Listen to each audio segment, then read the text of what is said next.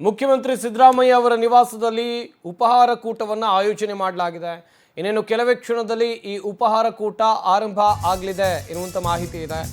ಉಪಹಾರ ಕೂಟದ ಸಿದ್ಧತೆಗಳು ಜೋರಾಗ್ತಾ ಇದೆ. ಈಗಾಗಲೇ ಎಲ್ಲ ಸಿದ್ಧತೆಗಳನ್ನು ಮಾಡಿಕೊಳ್ಳಲಾಗಿದೆ. ಸಂಪುಟದ ಸಚಿವರು ಮತ್ತು ಆಪ್ತ ಶಾಸಕರಿಗೆ ಸಿಎಂ ಕಡೆಯಿಂದ ಕರೆ ಹೋಗಿದೆ. ಉಪಹಾರ ಕೂಟದ ಬಳಿಕ ಸಿಎಂ ಸುದ್ದಿಗೋಷ್ಠಿಯನ್ನು ಕೂಡ ಆಯೋಜನೆ ಮಾಡುವಂತ ಸಾಧ್ಯತೆ ಕಂಡು ಬರ್ತಾ ಇದೆ. ಉಪಹಾರ ಕೂಟದಲ್ಲಿ ಭಾಗಿ ಆಗ್ತಾರೆ ಡಿಸಿಎಂ ಡಿಕೆ ಶಿವಕುಮಾರ್ ಅವರು ಕೂಡ ಇನ್ನೇನು ಕೆಲವೇ ಕ್ಷಣದಲ್ಲಿ ಸಿಎಂ ನಿವಾಸಕ್ಕೆ ತೆರಳಲಿದ್ದಾರೆ. ಉಪಹಾರ ಕೂಟದಲ್ಲೇ ಹೊರಬೀಳುತ್ತಾ ಸಿಎಂ ಪ್ರಮುಖ ನಿರ್ಧಾರ ಸದ್ಯಕ್ಕಿರುವಂತ ಪ್ರಶ್ನೆ ಇದು. ಸುದ್ದಿಗೋಷ್ಠಿಯಲ್ಲಿ ಘೋಷಣೆ ಮಾಡ್ತಾರಾ ಸಿಎಂ ಸಿದ್ದರಾಮಯ್ಯ. ಅವರ ನಿರ್ಧಾರದ ಬಗ್ಗೆ ರಾಜ್ಯ ಕಾಂಗ್ರೆಸ್ ಕಾಯ್ತಾ ಇದೆ. ಕಾಂಗ್ರೆಸ್ ಮಾತ್ರ ಅಲ್ಲ, ಇಡೀ ರಾಜ್ಯದ ಜನ ಕಾಯ್ತಾ ಇದ್ದಾರೆ. ಉಪಹಾರ ಕೂಟದತ್ತ ಸದ್ಯ ಎಲ್ಲರ ಚಿತ್ತ ಇದೆ. ಉಪಹಾರ ಕೂಟ ಆದಮೇಲೆ ಏನೆಲ್ಲ ಬೆಳವಣಿಗೆ ಆಗಬಹುದು. ಕಾವೇರಿ ನಿವಾಸದ ಮುಂಭಾಗದಲ್ಲಿ ಭದ್ರತೆಯನ್ನು ಹೆಚ್ಚುಗೊಳಿಸಲಾಗಿದೆ. ಸಚಿವರು ಸಿಎಂ ಸಂಪುಟ ಸಹೋದ್ಯೋಗಿಗಳಿಗೂ ಕೂಡ ಕರೆ ಹೋಗಿದೆ. ಔತಣಕೂಟದಲ್ಲಿ ಭಾಗಿಯಾಗುವಂತೆ ಅವರೆಲ್ಲರೂ ಕೂಡ ಈ ಔತಣಕೂಟದಲ್ಲಿ ಭಾಗಿ ಆಗ್ತಾರೆ ಎನ್ನಲಾಗ್ತಾ ಇದೆ. ಇನ್ನುಳಿದಂತೆ ಡಿಸಿಎಂ ಡಿಕೆ ಶಿವಕುಮಾರ್ ಅವರು ಕೂಡ ಈ ಉಪಹಾರ ಕೂಟದಲ್ಲಿ ಭಾಗಿ ಆಗಲಿದ್ದಾರೆ ಎನ್ನುವಂಥ ಮಾಹಿತಿ ಇದೆ. ಒಟ್ಟಿನಲ್ಲಿ ಬ್ರೇಕ್ಫಾಸ್ಟ್ ಮೀಟಿಂಗ್, ಇವತ್ತಿನ ಬ್ರೇಕ್ಫಾಸ್ಟ್ ಮೀಟಿಂಗ್ನ ಕುರಿತಂತೆ ಇರುವಂಥ ಕುತೂಹಲ. ಇನ್ನೊಂದು ಕಡೆಯಲ್ಲೇ ಈಗಾಗಲೇ ಆಗಬೇಕಾಗಿರುವಂಥ ಚರ್ಚೆಗಳು ಆಗಿದೆ.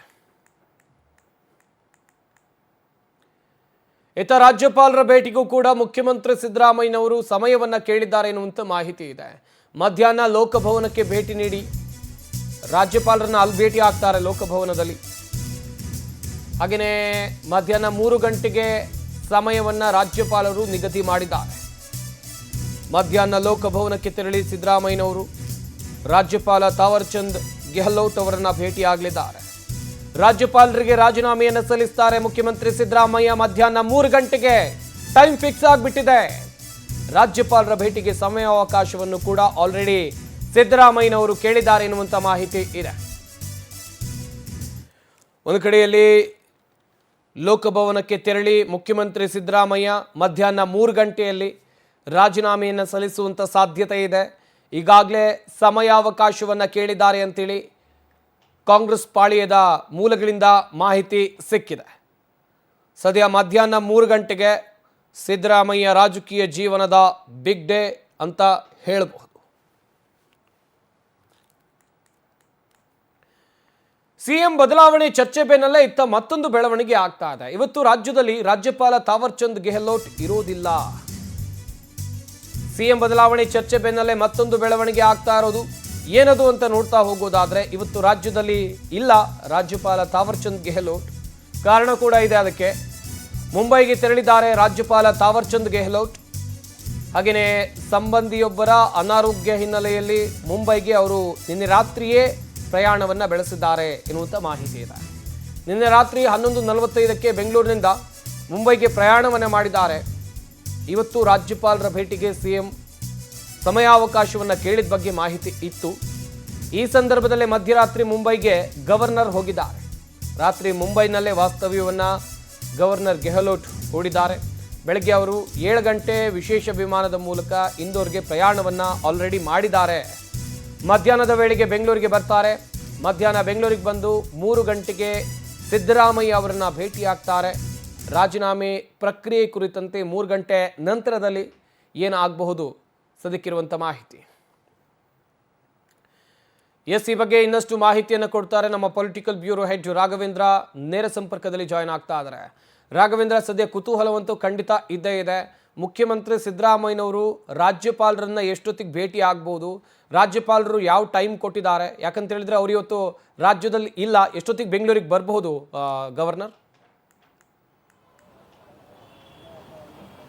ಸಂಪತ್, ಈ ಬಗ್ಗೆ ಯಾವುದೇ ರೀತಿಯ ಅಧಿಕೃತ ಮಾಹಿತಿಗಳು ಯಾರಿಗೂ ಸಹ ಸಿಗ್ತಾ ಇಲ್ಲ. ಯಾಕಂದ್ರೆ ರಾಜ್ಯಪಾಲರು ನಿನ್ನೆನೆ ಬೆಂಗಳೂರಿನನ್ನ ಬಿಟ್ಟು ಹೊರ ರಾಜ್ಯಕ್ಕೆ ಹೋಗಿರ್ತಕ್ಕಂಥದ್ದು. ತಮ್ಮ ಪರ್ಸನಲ್ ವಿಚಾರವಾಗಿ ಹೊರ ರಾಜ್ಯ ಪ್ರವಾಸವನ್ನ ಅವರು ಮಾಡಿದ್ದಾರೆ. ಆದರೆ ಸಿಎಂ ಸಿದ್ದರಾಮಯ್ಯನವರು ನಿನ್ನೆ ರಾಜ್ಯಪಾಲ ಕಚೇರಿಗೆ ಈ ಒಂದು ಸಮಯಾವಕಾಶವನ್ನು ಕೇಳಿದ್ರು. ರಾಜ್ಯಪಾಲ ಕಚೇರಿಯಿಂದನೂ ಸಹ ಯಾವುದೇ ರೀತಿಯ ಉತ್ತರ ಬಂದಿರಲಿಲ್ಲ. ಆದರೆ ಕೊನೆಯದಾಗಿ 3 ಗಂಟೆ ಮೇಲೆ ರಾಜ್ಯಪಾಲರ ಭೇಟಿಗೆ ಸಿಎಂ ಅವರಿಗೆ ಅವಕಾಶ ಸಿಕ್ಕಿದೆ ಅನ್ನೋ ಮಾಹಿತಿಗಳು ಸಹ ರಾಜಭವನದ ಮೂಲಗಳಿಂದ ಸಿಕ್ಕಿರ್ತಕ್ಕಂಥದ್ದು. ಹೀಗಾಗಿ ಇವತ್ತು ರಾಜ್ಯಪಾಲರು 3 ಗಂಟೆ ನಂತರ ಬೆಂಗಳೂರಿಗೆ ಬರ್ಬೋದು. ಒಂದು ಪಕ್ಷ ರಾಜ್ಯಪಾಲರು ಏನಾದರೂ ಬರಲಿಲ್ಲ ಅಂದ್ರೆ ಅವರ ಪರ್ಸನಲ್ ಸೆಕ್ರೆಟರಿ ಅಂತ ಏನಿರ್ತಾರೆ ಅವರಿಗೆ ರಾಜೀನಾಮೆಯನ್ನ ಸಿಎಂ ಅವರು ಕೊಡ್ತಾರೆ ಅನ್ನೋ ಮಾತುಗಳು ಸಹ ಇದೀಗ ಸಿಎಂನ ಆಪ್ತ ವಲಯದಲ್ಲಿ ಕೇಳಿ ಬರ್ತಾ ಇರ್ತಕ್ಕಂಥದ್ದು. ಯಾಕಂದ್ರೆ ರಾಹುಲ್ ಗಾಂಧಿ ಅವರ ಜೊತೆ ನಡೆದಂತಹ ಮಾತುಕತೆ ವಿಚಾರ ಆದ ನಂತರ ಅವ್ರು ತೆಗೆದುಕೊಂಡಿರ್ತಕ್ಕಂತಹ ಟೈಮ್ ಬಾಂಡ್ ಏನಿತ್ತು ಅದು ಇವತ್ತಿಗೆ ಮುಕ್ತಾಯವಾಗ್ತಾ ಇರ್ತಕ್ಕಂಥದ್ದು. ಹೀಗಾಗಿ ನಾನು ರಾಹುಲ್ ಗಾಂಧಿ ಅವರಿಗೆ ಮಾತನ್ನ ಕೊಟ್ಟಿದ್ದೇನೆ, ನಾನು ಇವತ್ತು ರಾಜೀನಾಮೆಯನ್ನು ಸಲ್ಲಿಸ್ತೇನೆ ಅಂತ ಹೇಳ್ಬಿಟ್ಟು ಸಿಎಂ ಅವರು ಹಠಕ್ಕೆ ಬಿದ್ದಂತೆ ಹೇಳ್ತಾ ಇರ್ತಕ್ಕಂಥದ್ದು. ಆದರೆ ಸಿಎಂ ಅವರ ಆಪ್ತರು ಯಾವುದೇ ಕಾರಣಕ್ಕೂ ಸಹ ನೀವು ರಾಜೀನಾಮೆಯನ್ನು ಸಲ್ಲಿಸಬೇಡಿ, ಹೈಕಮಾಂಡ್ ನಾಯಕರ ಜೊತೆ ನಾವು ಮಾತುಕತೆಯನ್ನು ನಡೆಸ್ತೀವಿ, ಜೊತೆಗೆ ನಮ್ಮ ಶಕ್ತಿ ಪ್ರದರ್ಶನವನ್ನು ನಾವು ಮಾಡೋಣ ಅನ್ನೋ ನಿಟ್ಟಿನಲ್ಲಿ ಸಹ ಸಿಎಂ ಅವರ ಮೇಲೆ ಒತ್ತಡವನ್ನು ಹಾಕ್ತಾ ಇದ್ದಾರೆ.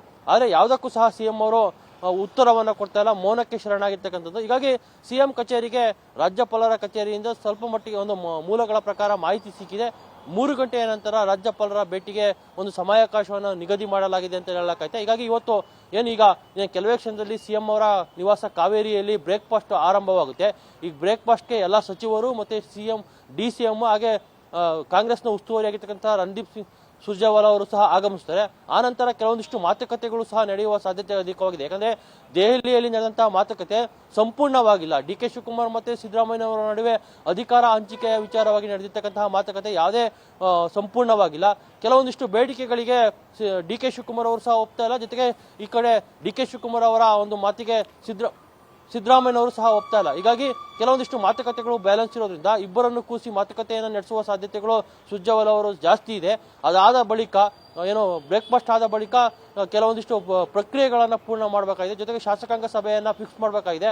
ಎಲ್ಲವನ್ನು ಆದ ನಂತರ 3 ಗಂಟೆ ನಂತರ ರಾಜಭವನಕ್ಕೆ ತೆರಳಿ ರಾಜೀನಾಮೆಯನ್ನು ಸಲ್ಲಿಸಬಹುದು. ಆದರೆ ಅಧಿಕೃತವಾಗಿ ರಾಜೀನಾಮೆಯನ್ನು ಕೊಡ್ತಾರೆ ಅನ್ನೋದ್ರ ಬಗ್ಗೆನೂ ಸಹ ಯಾವುದೇ ಮಾಹಿತಿ ಇಲ್ಲ, ರಾಜ್ಯಪಾಲ ಭವನಕ್ಕೆ ಹೋಗ್ತಾರೆ ಅನ್ನೋದ್ರ ಬಗ್ಗೆನೂ ಯಾವುದೇ ಮಾಹಿತಿ ಇಲ್ಲ. ಎಲ್ಲವೂ ಸಹ ಬ್ರೇಕ್ಫಾಸ್ಟ್ ನಂತರ ತಿಳಿಯಲಿದೆ. ಸಂಪತ್, ಥ್ಯಾಂಕ್ ಯು ರಾಘವೇಂದ್ರ ತಮ್ಮೆಲ್ಲ ಡೀಟೇಲ್ಸ್ಗಾಗಿ. ಹೈಕಮಾಂಡ್ ಹೇಳಿದಂತೆ ಕೇಳ್ತೇನೆ ಅಂತೇಳಿ ಮುಖ್ಯಮಂತ್ರಿ ಸಿದ್ದರಾಮಯ್ಯ ಆಲ್ರೆಡಿ ಹೇಳಿದ್ದಾರೆ. ಸುದೀರ್ಘ ಸಭೆಯಲ್ಲಿ ಸಿಎಂಗೆ ಹೈಕಮಾಂಡ್ ಹಾಗಾದ್ರೆ ಹೇಳಿದ್ದೇನು ಸದ್ಯಕ್ಕಿರುವಂಥ ಪ್ರಶ್ನೆ ಇದು. ಮೊನ್ನೆ ದೆಹಲಿಯಲ್ಲಿ ಆಗಿರುವಂಥ ಮೀಟಿಂಗ್ ಬಗ್ಗೆ ಯಾರಿಗೂ ಕೂಡ ಅಲ್ಲಿ ಇನ್ಸೈಡ್ ಏನಾಗಿದೆ ಅಂತ ಹೇಳಿ ಗೊತ್ತಿಲ್ಲ. ಗೊತ್ತಿರೋದು ಸಿದ್ದರಾಮಯ್ಯ, ಡಿ.ಕೆ. ಶಿವಕುಮಾರ್, ರಾಹುಲ್ ಗಾಂಧಿ, ಮಲ್ಲಿಕಾರ್ಜುನ್ ಖರ್ಗೆ, ಕೆ.ಸಿ. ವೇಣುಗೋಪಾಲ್ ಮತ್ತು ರಣದೀಪ್ ಸಿಂಗ್ ಸುರ್ಜೇವಾಲಾ ಮಾತ್ರ, ಇವರಿಗೆ ಮಾತ್ರ ಗೊತ್ತಿರೋದು. ಆ ಸಭೆಯ ಗುಟ್ಟು ರಟ್ಟಾಗಲಿದೆಯಾ? ಸಿಎಂ ಜೊತೆ 1-to-1 ಸಭೆಯನ್ನ ರಾಹುಲ್ ಗಾಂಧಿ ಅವರು ನಡೆಸಿದ್ರು. ಹಾಗೆಯೇ ಸಿದ್ದರಾಮಯ್ಯಗೆ ಸುದೀರ್ಘ ರಾಜಕೀಯ ಭದ್ರತೆಯನ್ನ ಕಾಂಗ್ರೆಸ್ ನಾಯಕರು ಒದಗಿಸಿದ್ದಾರೆ. ಹೈಕಮಾಂಡ್ ಹೇಳಿದಂತೆ ಕೇಳ್ತೇನೆ ಅಂತೇಳಿ ಸಿಎಂ ಸಿದ್ದರಾಮಯ್ಯ ಕೂಡ ಹೇಳಿರೋದು. ಕಾದ್ ನೋಡಬೇಕು ಏನೆಲ್ಲ ಆಗಬಹುದು ಅಂತೇಳಿ. ಮೊನ್ನೆಯ ಭೇಟಿ, ಆ ಭೇಟಿ ಕುರಿತಂತೆ ಇದುವರೆಗೂ ಕೂಡ ಒಳಗಡೆ ಏನು ರಹಸ್ಯವಾಗಿ ಮಾತುಕತೆ ಆಗಿದೆ. 19 ವರ್ಷಗಳ ಕಾಲ ರಾಜ್ಯದಲ್ಲಿ ಕಾಂಗ್ರೆಸ್ ಅದ್ವಿತೀಯ ನಾಯಕತ್ವವನ್ನು ಸಿದ್ದರಾಮಯ್ಯನವರು ವಹಿಸಿಕೊಂಡಿದ್ದಾರೆ. 2007ರಲ್ಲಿ ಪ್ರತಿಪಕ್ಷ ನಾಯಕರಾಗಿ ಸಿಎಂ ಸಿದ್ದರಾಮಯ್ಯ ನೇಮಕ ಆಗ್ತಾರೆ. ಮಲ್ಲಿಕಾರ್ಜುನ್ ಖರ್ಗೆಯನ್ನ ಬದಲಿಸಿ ಸ್ಥಾನಮಾನವನ್ನ ಕಾಂಗ್ರೆಸ್ ಹೈಕಮಾಂಡ್ ಅವತ್ತು ಸಿದ್ದರಾಮಯ್ಯ ಅವರಿಗೆ ಕೊಟ್ಟಿತ್ತು. 2008ರ ಚುನಾವಣೆ ಬಳಿಕವೂ ಮತ್ತೊಮ್ಮೆ ಪ್ರತಿಪಕ್ಷ ನಾಯಕತ್ವ ಸಿಗುತ್ತೆ. 2013ರಲ್ಲಿ ಕಾಂಗ್ರೆಸ್ ಗೆದ್ದ ಬಳಿಕ 5 ವರ್ಷಗಳ ಪೂರ್ಣಾವಧಿ ಸಿಎಂ ಆಗ್ತಾರೆ. 2018ರಲ್ಲಿ ಸೋತ ಬಳಿಕ ಮತ್ತೆ 5 ವರ್ಷಗಳ ಪ್ರತಿಪಕ್ಷ ನಾಯಕನೂ ಕೂಡ ಆಗಿದ್ರು ಸಿದ್ದರಾಮಯ್ಯ. 2023ರಲ್ಲಿ ಮತ್ತೆ ಕಾಂಗ್ರೆಸ್ ಜಯಬೇರಿ ಬಳಿಕ ಮತ್ತೆ ಸಿಎಂ ಆಗಿ ಪಟ್ಟಕ್ಕೇರ್ತಾರೆ. ಸಿದ್ದರಾಮಯ್ಯ ಅವರಿಗೆ ಸುದೀರ್ಘವಾಗಿ ಸ್ಥಾನಮಾನವನ್ನ ಕಾಂಗ್ರೆಸ್ ಪಕ್ಷ ಕೊಟ್ಟಿದೆ, ಕಾಂಗ್ರೆಸ್ನ ಹೈಕಮಾಂಡ್ ಕೊಟ್ಟಿದೆ. ಹಾಗಾಗಿ ಹೈಕಮಾಂಡ್ ಮಾತಿಗೆ ಬದ್ಧರಾಗಿ ಇರ್ತಾರ ಸಿದ್ದರಾಮಯ್ಯನವರು. ಜೆಡಿಎಸ್ನಿಂದ ಕಾಂಗ್ರೆಸ್ಗೆ ಬಂದ ಸಿದ್ದರಾಮಯ್ಯ ಅವರನ್ನ ಕಾಂಗ್ರೆಸ್ ಪಕ್ಷ ಹೇಗೆ ನಡೆಸ್ಕೊಳ್ತು, ಹೇಗೆ ಅವರಿಗೆ ಸ್ಥಾನಮಾನವನ್ನ ಕೊಡ್ತು. ಒಂದು ಕಡೆಯಲ್ಲಿ ಸಿದ್ದರಾಮಯ್ಯ ಅವರಿಂದ ಪಕ್ಷಕ್ಕಾಗಿರುವಂಥ ಲಾಭ, ಕರ್ನಾಟಕದಲ್ಲಿ ಕಾಂಗ್ರೆಸ್ ಪಕ್ಷಕ್ಕೆ ಆಗಿರೋ ಲಾಭ, ಹಾಗೆಯೇ ಕಾಂಗ್ರೆಸ್ನಿಂದ ಸಿದ್ದರಾಮಯ್ಯ ಅವರಿಗೆ ಆಗಿರುವಂಥ ಲಾಭ, ಎರಡನ್ನೂ ಕೂಡ ಗಮನಿಸಬೇಕಾಗುತ್ತೆ. ಬೆನಿಫಿಟ್ಸ್ಗಳು ಇಬ್ಬರಿಗೂ ಕೂಡ ಇತ್ತು. ಹಾಗೆಯೇ ಸ್ಥಾನಮಾನವನ್ನು ಕೊಟ್ಟಿದೆ ಕಾಂಗ್ರೆಸ್ ಪಕ್ಷ, ಸಿದ್ದರಾಮಯ್ಯ ಅವರಿಗೆ ಸ್ಥಾನಮಾನವನ್ನು ಕೊಟ್ಟಿದೆ.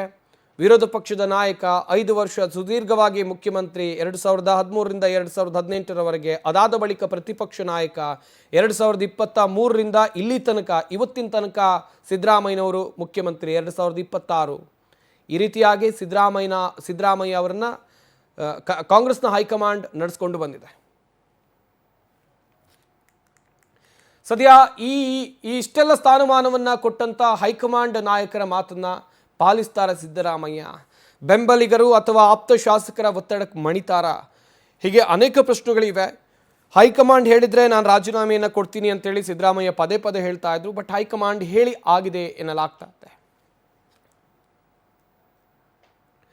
ಡಿಸಿಎಂ ಡಿಕೆ ಶಿವಕುಮಾರ್ ಅವರು ದೆಹಲಿಯಿಂದ ವಾಪಸ್ ಆಗಿದ್ದಾರೆ. ಆದರೂ ಕೂಡ ಎಚ್ಚರಿಕೆ ಹೆಜ್ಜೆಯನ್ನು ಇಡ್ತಾ ಇದ್ದಾರೆ. ಯಾವುದೇ ಹೇಳಿಕೆಯನ್ನು ಕೂಡ ನೀಡಲಿಲ್ಲ, ಇದುವರೆಗೂ ಸೈಲೆಂಟ್ ಆಗಿದ್ದಾರೆ ಡಿಕೆ ಶಿವಕುಮಾರ್. ದಿಲ್ಲಿಯಿಂದ ಡಿಸಿಎಂ ವಾಪಸ್ ಆಗಿದ್ದಾರೆ. ಯಾವುದೇ ಹೇಳಿಕೆಯನ್ನು